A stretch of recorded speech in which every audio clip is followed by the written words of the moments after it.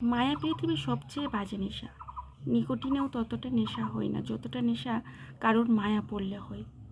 কারণ মায়ায় একবার আটকে গেলে তাকে ছাড়া সব কিছু ফাঁকা ফাঁকা লাগবে। সবার মাঝে থেকেও মনে হবে কি যেন একটা নেই, নিজেকে শূন্য মনে হবে। চারদিক থেকে শূন্যতা ঘিরে ধরবে তোমাকে। মায়া এমনই এক অদ্ভুত জাদু যা দিয়ে তুমি বশ হয়ে যাবে পুরোপুরিভাবে। কোনো কিছুই ভালো লাগবে না তাকে ছাড়া। সবসময় মনে হবে তার সাথে কথা বলি, তাকে আগলে রাখি। কোনো কারণে যদি তার সাথে কথা বলতে না পারো, সে সময়টা তোমার পাগল পাগল লাগবে।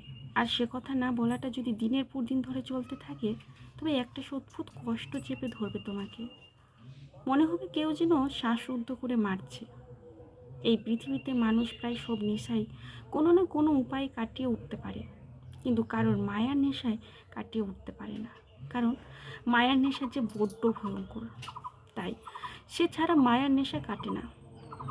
মায়া পৃথিবীর সবচেয়ে বাজে নেশা।